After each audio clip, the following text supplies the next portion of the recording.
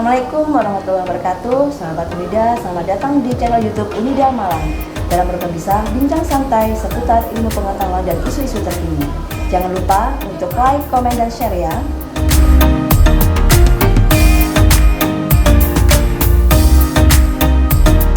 Dalam bincang santai kita kali ini, kita akan membahas tema tentang tabu lampot, solusi budidaya buah di pekarangan rumah.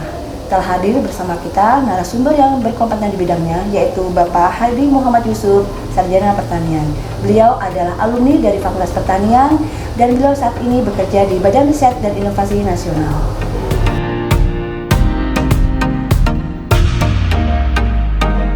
Baiklah sahabat Unida, mari kita langsung saja sapa narasumber kita. Assalamualaikum warahmatullahi wabarakatuh, Pak Yusuf. Bagaimana kabarnya? Waalaikumsalam warahmatullahi wabarakatuh. Alhamdulillah sehat-sehat dan tetap semangat ya. Semangat. Iya. Sudah lama ini sepertinya tidak bertemu gitu ya. Atau mungkin sudah lama tidak berkunjung ke kampus Unida ini, kampus alma mater tercinta ini, Pak. Udah lama sih. Jadi mulai lulus 2005 itu sampai sekarang baru kali ini kembali lagi ke Wisnu ya. Itu dalam hampir berapa belasan tahun ya? Belasan tahun lah, iya. Mudah-mudahan jadi obat kangen ya untuk berkunjung ke sini dan bisa menyapa teman-teman dari channel YouTube Unida Malang ini. Iya. Baik, Pak Yusuf, sesuai dengan tema kita kali ini kan kita akan membahas tentang tabu lampot. Nah, mungkin sebelum kita masuk ke pembahasan yang lebih rinci lagi, nah kita mungkin perlu tahu nih teman-teman sahabat Unida nih, tabu lampot itu sebenarnya apa sih gitu ya? Mungkin bisa sharing-sharing gitu. Iya. Jadi gini, tabu lampot adalah tanaman yang ditanam di skala wadah artinya bisa tong, bisa plastik atau yang macam-macam itu, yang ditanam di sekitar rumah. Jadi di depan rumah atau mungkin di sekeliling rumah ya, yang artinya dia yang langsung kena sinar matahari, nggak sampai yang teduh kayak gitu. Yang kita bisa untuk hiasan atau mungkin kita untuk dipetik sendiri. Jadi tanaman itu berada di depan rumah, di halaman yang sempit, mungkin di teras atau mungkin yang mana gitu ya. Yang dimana tabu lampot ini tidak ditanam di tanah, karena ditanam di dalam wadah yang ada gitu. Jadi membutuhkan wadah sehingga dia dinamakan dengan tabu lampot. Iya. Dalam pot, gitu ya. iya. Menarik, ternyata juga bisa dijadikan sebagai hiasan di teras atau ya intinya di pekarangan rumah lah gitu ya, Pak. Iya. Baik, nah kalau berarti kan ini ada sisi menariknya, ada sisi keindahannya, selain juga ya sisi itu tadi menarik, kita bisa panen buah sendiri gitu ya di pekarangan. Iya. Kira-kira ini tanaman buah apa saja ini Pak Yusuf yang bisa kita budidayakan di dalam pot itu tadi, ataukah semua jenis buah itu bisa kita kita upayakan di tabu lampot ini? Jadi sebetulnya tabu lampot ini hampir sama dengan komoditas lain yang ditanam di mana-mana ya. Artinya kalau umpamanya di di lahan itu memang beda ya nanti varietasnya atau mungkin jenisnya atau mungkin apa yang mau ditanam di lahan. Kalau di tabu lampot ini karena skupnya itu kecil dan kita mau menikmati berbagai jenis, itu bisa. Hampir semua komoditas jenis-jenis tanaman buah itu bisa ditanam dan bisa dibuahkan di dalam pot. Karena kalau di dalam pot, di dalam wadah ini bisa dimanipulasi sih ya. Kalau di lahan nggak bisa. Jadi kayak gitu, jadi hampir semuanya jenis itu bisa ditanam di dalam pot. Berarti mau nanam semacam durian pun juga bisa itu Pak ya di pot ini. Bisa. Sangat menarik teman-teman ya. Bisa. Jadi kita nggak perlu nggak perlu kebun yang luas untuk bisa menanam durian gitu ya. Iya betul. Karena biasanya kalau tanaman buah itu kan mesti buah, karena biasanya pohon buah itu masih besar-besar, tinggi-tinggi gitu ya. Iya. Di dalam pot. Gitu ya. Nah, berarti benar-benar sangat menarik gitu ya. Nah, ini kalau misalnya semua aneka jenis tanaman buah bisa ditanam di dalam pot, kira-kira ya dalam prakteknya menanam ini apakah ada penanganan khusus gitu ya? Mungkin bibitnya itu seperti apa? Mungkin atau ya mungkin lebih kepada budidayanya gitu ya Pak Yusuf ya. Mungkin bisa di sharing-sharing lah gitu. Jadi gini, Tabulan pot ini kan memang tanaman itu nanti dibuat sedemikian rupa ya, jadi nggak bisa besar seperti yang di lapang gitu ya. Nanti kita akan lakukan istilahnya pemangkasan, jadi dia nggak dibuat perdu gitu ya, dibuat pendek yang nantinya kita bisa buat istilahnya arsitektur pohon yang bagaimana yang sebagus mungkin. Nah, untuk tahapan yang istilahnya untuk membuat tabulan pot ini yang perlu kita pahami adalah selain untuk hiasan untuk dipanen di situ adalah pertama yang perlu kita pahami pertama adalah memilih jenis tanaman itu yang bagaimana sih yang bisa untuk tabulan pot. Jadi yang sebesar apa gitu loh. Jadi tanaman itu kita pilih kan gini. Kalau di lahan itu tanaman kecil udah bisa langsung dianu. Nah, biasanya kalau umumnya kita pingin cepat untuk yang di tabulan pot itu tanaman yang udah gede. Jadi yang udah ukuran yang udah lumayan lah 30 cm atau 50 cm itu kita tanam ketinggiannya itu. Berarti umurnya pun ya tergantung jenis tanamannya itu. Iya. Umur berapa itu yang bisa dijadikan bibit gitu, Pak? Minimal kalau momennya dibuat bibit untuk ditanam itu 1 tahun lah. 1 tahun dari kan ada gini, bibitnya itu bisa kita ambil dari cangkok. Cangkokan itu bisa dari sambungan, bisa dari grafting, bisa dari okulasi. Nah, dari beberapa tipe kayak begitu nanti kita cuma yang jadi gini, kalau yang dari cangkok itu otomatis lebih cepat berbuah gitu ya. Dibanding yang dari vegetatif yang lain ya, yang sambung atau yang cuma dia umurnya agak karena dia akarnya serabut semua, kadang-kadang gampang rubuh atau itu kayak gitu. Berarti sahabat-sahabat Budidaya yang ingin menanam buah di dalam pot itu juga paling tidak kalau mau beli bibit harus tanya dulu ini dari asalnya dari mana gitu. Kalau bisa dari cangkok gitu ya Pak ya, sumbernya gitu ya. Dari cangkok bisa, dari sambungan bisa, okulasi juga bisa. Lebih cangkok, lebih gitu cangkok. Ya, karena gini, pemahamannya kayak kalau cangkok itu dia lebih banyak akar istilahnya akar serabutnya daripada akar tunjangnya nggak ada. Jadi akar tunjangnya nggak ada, akar yang tembus untuk itu nggak ada.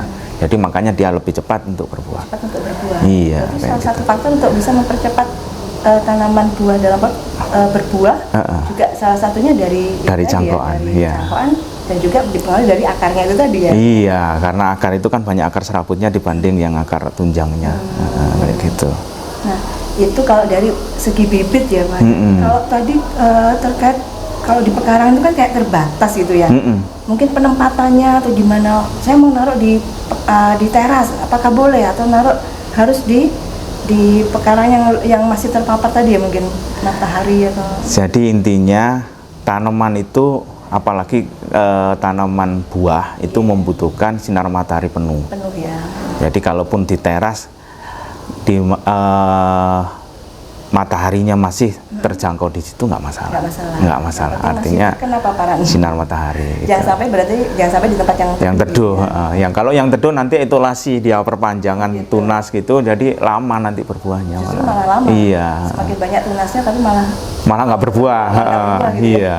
Gitu. Jadi harus terpapar sinar matahari penuh. Catatan ini ya gitu ya. Iya. Untuk penempatannya juga ya Pak ya. Nah, selain itu gitu ya, selain bibit kemudian penempatan itu apakah ada teknik tertentu gitu ya untuk mungkin dari segi pemeliharaannya ya Pak ya untuk membuat tanaman buah itu bisa cepat berbuah kalau kita namanya di pot gitu ya. Misalnya bagaimana nutrisinya seperti itu. Apakah sama sih pupuk yang kita gunakan untuk tanaman buah di dalam pot dengan mungkin pupuk yang kalau kita nanam buah di pekarangan di tanah langsung gitu ya. Itu apakah ada mungkin penanganan khusus lah gitu dalam pemeliharaannya? Kalau segi pemeliharaan itu hampir sama dengan budidaya umumnya ya, baik di lapang atau di tabulan pot. Dia membutuhkan pupuk, makanan, nutrisi kayak begitu, dan arsitektur pohon yang kita bentuk. Pertama kan gini, tahapannya adalah bibit yang bagus, terus istilahnya media yang bagus karena kita terbatas dengan wadah itu, medianya harus bagus, media campurannya itu ada pupuk kandang, ada tanah, ada sekam, nah itu untuk porositas itu. Nah terus yang kedua biasanya pupuk itu pakai NPK dan ZA. NPK dan ZA. Jadi NPK itu nutrisinya kan sudah apa istilahnya sudah lengkap, N dan P dan K, kaliumnya juga itu ya. Kenapa ditambah seta itu untuk pertumbuhan vegetatifnya supaya dia nanti cabangnya lebih cepat. Nah nanti pada waktu fase dia membuat apa istilahnya pembuahan, N-nya dikurangi dulu, nanti biar nanti stagnan, langsung ke pembuahan, ke generatifnya pembuahan kayak gitu. Terus yang ketiga adalah pemangkasan. Bagaimana sih membuat arsitektur pohon itu sedemikian rupa supaya tampilannya bagus dan dia nggak tinggi. Jadi kayak gitu itu. Jadi ada tekniknya gitu loh. Ada kalau di jeruk itu ada 1, 2, 3, 1, 3, 9. Satu pohon utama, 3 cabang berikutnya, terus cabang berikutnya itu 9. Jadi pertama prinsip pemangkasannya kayak gitu. Itu pada tanaman jeruk. Hampir semuanya kayak gitu. Jadi supaya dia pendek itu satu gini. Kalau mau manen dari bawah itu langsung dicabangkan banyak, dia terlalu pendek nanti. Jadi artinya dari satu batang gitu dicabangkan 3. Terus dari cabang keempat harus dipangkas. Dipangkas. Jadi satu pohon utama gini dipangkas, nanti nyabang lagi 3. Setelah itu dari 3 itu kita potong lagi. Nah kita buat. 3 juga. Jadi 1, 3, 9 setelah 9 udah langsung banyak. Gitu. Langsung intinya bisa merangsang untuk proses tumbuhan gitu ya. Jadi biar nanti kelihatan tampilan apa istilahnya arsitektur pohonnya itu bagus gitu loh. Tempatnya gitu. Jadi ada anunya. Itu berlaku di tabulan pot atau di lapang. Apalagi kalau di lapang kan dia pertumbuhan bagus nih, cepat nih. Nah, itu pemangkasan lebih anu. Oke. Berarti ya artinya memang sengaja dibuat pemangkasan ini untuk menciptakan struktur tajuk yang tidak terlalu besar dan tapi dia bisa sangat berproduktif gitu ya Pak ya. Sangat menarik. Gitu. Nah, tadi kan sempat disebutkan ada apa tadi vitamin atau perangsang tumbuh akar atau tanaman gitu ya Pak. Ada ZPT-nya lah. Itu kira-kira nih ZPT apa yang bisa kita gunakan untuk mungkin mempercepat pembuahan atau bagaimana itu Pak? Jadi sebetulnya kalau tanaman itu untuk berbuah, untuk proses pembuahan itu pertama adalah dia harus mengalami stressing. Stressing. Harus dikasih stres. Iya, gitu stressing ya. Contoh sekarang jeruk. Kenapa ini kalau harus dikasih stres ini? Nah, gitu ya? sekarang contoh jeruk gini. Kalau terlalu banyak air dia akan vegetatifnya lebih banyak. Tapi kalau dia dikeringkan sampai dia layu, pada posisi dia tidak bertunas, dikeringkan sampai layu, selayu apa gitu sampai dia nggak akan sampai mati gitu, kering sampai daunnya ngeluntung-luntung gitu ya. Gitu? Sampai daunnya itu ngeluntung. Itu nanti enggak sampai ngeluntung, jadi enggak sampai dia rontok gitu. Itu semakin banyak buahnya nanti, bunganya semakin banyak, daunnya bahkan sedikit. Jadi sebetulnya setiap tanaman itu membutuhkan stressing untuk memproduksi buah atau mungkin bunga itu kayak gitu. Biasanya kita kalau lihat tanaman di dalam pot kering itu kita sudah bingung gitu ya. Ini kenapa gitu? Waduh, age-age lah apa segera disiram. Padahal ternyata setelah di stressing itu dia kemudian terus berbunga, terus berbuah. Justru stressing ini adalah salah satu tindakan ya Pak, sebenarnya merangsang proses itu ya. Generatif menuju ke pertumbuhan yang selanjutnya gitu ya, generatif gitu ya. Iya, ke generatif. Ternyata ini mungkin yang tidak selama ini tidak kita kenali gitu ya, kita pahami bahwa ternyata tanaman itu juga butuh di proses ya, stressing gitu. ya. Kalau manusia stres mungkin bingung gitu ya. Kalau tanaman buah justru setelah stres dia bisa lebih produktif gitu ya, lebih banyak lagi gitu ya. Sangat Jadi saya tambah lagi satu hal lagi selain stressing. Contoh kalau tanaman apa istilahnya lengkeng gitu ada tambahan ZPT atau apa istilahnya perangsang untuk dia tumbuh ke gitu apa istilahnya bunga ke bunganya. Iya, jadi ada ZPT apa ini Pak? ZPT ya kita nggak nyebutkan merek ya, ada beberapa ZPT yang bisa auksin ya campuran kayak gitu ya, campuran kayak gitu. Ada yang sudah beredar banyak itu untuk perangsang untuk pertumbuhan bunga untuk tanaman lengkeng, durian itu ada. Kalau jeruk nggak usah pakai ituan, udah di stressing aja udah nggak. Apa nih kalau untuk penyemprotan ZPT-nya atau mungkin di umur keberapa atau mungkin ada? Jadi gini, kalau momennya perlu bisa diulang berapa bulan sekali seperti itu Pak? Satu kali proses saja sudah cukup. Dalam siklus hidupnya? Iya. Satu siklus itu maksudnya satu kali siklus berbuah itu Itu cukup satu kali? Satu kali. Kira-kira umur berapa itu, Pak? Jadi gini, kalau momen pemberian ZPT itu atau mungkin perangsang itu kita nggak ngelihat dari umur berapa, seberapa banyak cabang yang mau kita maksimalkan. Nah kan gini, semakin banyak cabang semakin banyak buah. Kalau cabangnya sedikit langsung kita buahkan, kita kasih ZPT sedikit buahnya nanti. Nah makanya tadi ada arsitektur pohon itu adalah untuk memaksimalkan seberapa banyak cabang yang kita mau produksikan itu. Nah setelah itu cabang udah oke, udah banyak, baru kita kasih ZPT. Satu catatan lagi, pemberian ZPT itu tidak boleh pada waktu tanaman itu bertunas. Sebelum bertunas, pada waktu daun udah agak tua. Daun sudah tua. Sudah tua. Artinya dia sudah mengalami proses vegetatif yang maksimal. Iya, betul. Dia baru bisa disemprot dengan ZPT. Ini ada disemprot, ada disiram sih. Oh, ada yang disiram. Jadi disiram itu maksudnya disiram di tanah. Iya, disiramkan melingkar gitu. Melingkar gitu ya. Tapi ada juga yang disemprotkan ke bagian. Jadi contoh gini, kalau di tanaman lengkeng itu kita siramkan melingkar. Itu yang disiramkan. Kalau yang di tanaman mangga kita semprotkan. Kita semprotkan, harus semprot. Di menyeluruh gitu ya? Iya, sampai ditunas-tunas itu. Tunas-tunas iya, semuanya melingkar gitu. Ini ilmu juga nih ya teman-teman ya gitu. Itu untuk yang aplikasi ZPT. ZPT. Ya. Kemudian tadi kalau untuk pengendalian hama penyakitnya sendiri bagaimana? Apakah tabung lampotnya juga seribet gitu ya kalau kita nanam tanaman buah yang ada? Atau kalau di tanaman buah di lapangan justru malah mungkin tidak? Biarkan saja gitu ya. Sepertinya jadi kalau umumnya gini, kalau apa istilahnya pengendalian hama penyakit itu kalau di lapang atau mungkin di itu hampir sama sih ya. Kalau di rumah itu kan hampir tiap hari kita lihat. Lebih terkendali gitu. Kalau kita lihat belum kita semprot udah kita lihat udah kita buangin kan gitu ya. Jadi manual aja udah cukup. Kalaupun itu nanti parah baru kita anukan. Jadi gitu ya. Iya, kalau di rumah insya Allah nggak terlalu banyak sih kita gunakan bahan kimia untuk nyemprot gitu karena kita mesti ngelihat dan terus lingkungannya nggak banyak seperti di lapang kayak gitu. Artinya resiko serangan dari hama penyakit kalau di tabung lampat itu lebih mudah terkendali. Lebih mudah terkendali. Jangan khawatir. Justru malah kalau tidak terlalu banyak bahan kimia kita bisa panen buah organik ya. Organik ya kayak aman gitu. Lah dari bahan-bahan kimia gitu. Kita bisa membudidayakan tanaman sendiri di pekarangan gitu ya. Iya betul. Pak, kalau tadi ya saya ingin kembali lagi tadi kayak semacam pupuk gitu ya. Nah tadi ada pupuk NPK, ada pupuk ZA. Itu diaplikasikan di awal ataukah sebagai pupuk dasar ataukah bagaimana itu? Atau mungkin ada susulannya gitu pupuknya yang diberikan?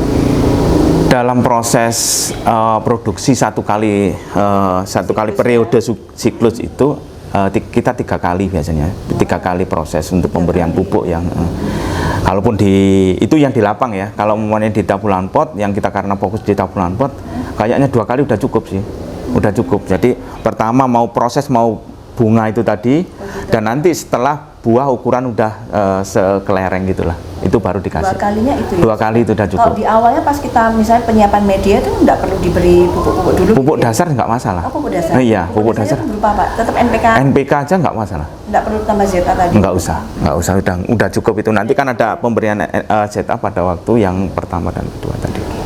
Ukuran potnya sendiri Pak, apakah harus minimal diameternya berapa gitu? Karena kan yang kita tanam ini kan tanaman buah yang seharusnya dia bisa besar.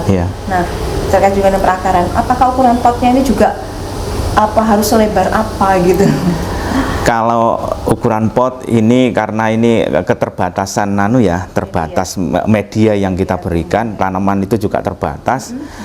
Paling tidak minimal itu ukuran yang drum itu kan ukuran diameter antara 50 ya. Oh gitu. 50 drum ukuran 50 cm. Pakai drum itu ya. Iya, yang plastik kan ada yang plastik, ada yang besi itu. Jadi ukuran diameter 50. Kenapa harus agak besar? Karena ini nanti kalau terlalu kecil tanaman udah besar dia gampang kering. Nah, kalau posisi dia udah berbuah atau mungkin berbunga, dia kering rontok nanti. Gitu, jadi nggak jadi lagi gitu. Apalagi kayak kekurangan sensitif kayak durian itu, dia udah buahnya udah besar ini, kekeringan dikit rontok dia. Jadi dia harus diameternya harus paling tidak minimal drum. Drum gitu ya Iya. ukurannya. Dengan menggunakan media tanam ya lebih bagus dengan kombinasi tadi. Iya, ada posisinya. tanah, ada pupuk kandang, ada sekam bakar, Untuk- sekam biasa itu. Jadi apa? Salah satunya untuk porositas dan juga Iya betul. jadi dari bahan organik apapun bisa ya ditambahkan. Bisa. Selain sekam dan pupuk kandang. Bisa. Kompos atau Iya, apa itu bisa. kompos atau anu itu bisa. Kalau untuk penyiraman tidak terlalu sulit juga ya Pak ya untuk tabung lampat ini. Kalau penyiraman tergantung pada kondisi aja. Bisa 2 hari sekali atau mungkin seminggu 2 kali gitu. Mungkin ya penyiramannya ketika di awal mungkin lebih banyak ataukah sama aja ketika dia tanaman ini sudah mulai memasuki fase generatifnya itu untuk mulai berbunga dan berbuah. Kalau di awal karena baru stagnan, dia baru dipotongin akarnya terus baru nanam kan dia stagnan, jadi agak stres, dia harus lebih banyak nyiram aja dulu. Lebih basah gitu ya. Nanti kalau sudah tanaman udah bagus, kalau kita mau ke proses ke generatif mau ke pembungaan baru kita kurangi gitu. Iya. Kan perlu di stressing tadi ya. Iya, kayak gitu dikurangi Kalau malah. stressingnya tadi dengan teknik apa tadi Pak? Pengurangan tidak disirami berapa lama kayak gitu supaya dia bisa mengalami stressing gitu tadi. Jadi waktu bukan ukuran ya. Iya. Jadi kalau momennya kondisi panas bener, kadang-kadang kita nggak nyiram 2 hari udah kering bener. Udah kering ya. Jadi Iya juga sih. kondisional gitu loh, ngelihat kondisi di mana situasi di situ itu panas atau hujan. Oke. Nah kalau musim panas kita nggak susah karena kena panas gitu ya. Kalau musim penghujan gimana caranya untuk membuahkan? Kita tutup plastik. Oh gitu. Supaya dia kering tutup plastik aja. Kerudungi. Iya, anunya itu apa? Tongnya itu, wadahnya itu, potnya itu kita tutup plastik supaya dia kering. Nah, setelah dia kering, nah baru kita buka. Tapi kalau musim kemarau enggak. Yang penting ada indikatornya tuh kalau dia dikatakan stressing tadi tanamnya paling tidak Udah agak buruk layu. tadi ya, Nah, layu. itu ya pada tanaman jeruk loh ya. Oke. Kalau tanaman yang lain pokoknya kering gitu, nggak sampai layu Nggak ngeluntung sampai gitu ya. rontok gitu ya. Iya, nanti kesiram rontok lagi, daunnya habis. Setelah itu dia baru Dan proses itu untuk stressingnya ini cukup sekali atau 1 kali udah cukup. satu kali aja udah Iya, cukup ya? Berkali-kali nanti dia tambah mati gitu ya. nggak bisa kalau 2 kali atau mungkin 3 kali malah nggak bisa. Oh, gitu. Jadi 1 kali proses itu 1 kali stressing dia sampai berbuah. Nggak boleh 2 kali, lebih dari 1 kali. Ini yang apa ya tips-tips dari para ahlinya ini, para praktisinya yang mungkin belum diketahui oleh banyak orang ini ya gitu, untuk ada tahap stressingnya juga gitu ya. Iya. Kita tidak orang mungkin selama ini tahunya kalau untuk membuahkan udah dikasih aja pupuk yang semakin banyak gitu ya, jor-joran gitu ya pupuknya. Dan ngerti ada tekniknya tersendiri gitu ya Pak. Iya. Baik Pak, jadi intinya untuk pemeliharaannya itu tidak terlalu sulit lah gitu ya. Iya betul. Artinya ya yang penting kebutuhan dari nutrisi, kebutuhan air, kemudian kebutuhan lingkungannya seperti itu ya, harus dipenuhi, dan mungkin perlu sedikit tadi rangsang tumbuh gitu ya. Iya, jenis-jenis tertentu kayak semacam melengkeng, durian itu karena agak susah, dia perlu ada ZBT untuk merangsang dia tumbuhnya bunga itu. Selain stres loh ya. Ya. Kayak gitu. Kalau untuk panen mungkin tidak ada masalah ya Pak ya. Jadi bisa, atau mungkin gini tadi dari umur cangkokan gitu ya. Kira-kira kalau kita menggunakan bibit dari cangkokan, kapan kita bisa mulai panen gitu Pak? Atau kalau misalnya kita menggunakan bibit yang berasal dari sambungan gitu, berapa tahun kita bisa panen gitu? Mungkin itu bisa jadi apa? Jadi kalau kalau dari biji gimana itu? Kalau dari biji malah lama lagi. Lebih lama lagi. Lebih lama lagi. Kalau umpamanya pertanyaannya apakah sekarang kapan panennya? Tergantung pada proses kapan kita istilahnya membuat dia tanaman itu berbuah. Oh gitu. Nah, kan sekarang kalau umum dari cangkokan tanamannya masih kecil, kita buahkan bisa aja. gitu. Jadi beberapa bulan udah kita bisa panen. Tapi kan tahapannya adalah kalau kita mau baru nanam, kita membuat arsitektur pohon nih, sejumlah cabang yang banyak nih. Kalau cabangnya udah banyak, lah baru kita membuat proses. Contoh tanaman jeruk itu dari proses awal dia stres sampai dia panen itu kurang lebih antara 7 sampai 8 bulan. Wow. 8 bulan udah berbuah, udah panen. Sudah panen. Ya, sekarang kan mengkondisikan tanaman ini yang agak lama gitu. Ya juga ya. Itu kalau tanaman cangkok biasanya dari potong cabang itu udah banyak sih. Itu kita bisa proses kan setelah 1 bulan dia udah adaptasi, udah bagus, baru kita proses untuk bisa berbunga. Jadi tanpa harus menunggu lama gitu ya. Iya. Ya, Gitu. tergantung juga tadi kalau cangkok kita harus pinter-pinter memilih Cabang yang produktifnya itu tadi ya. karena kan cangkoknya itu kan biasanya cabang yang udah banyak cabangnya itu kita cangkok.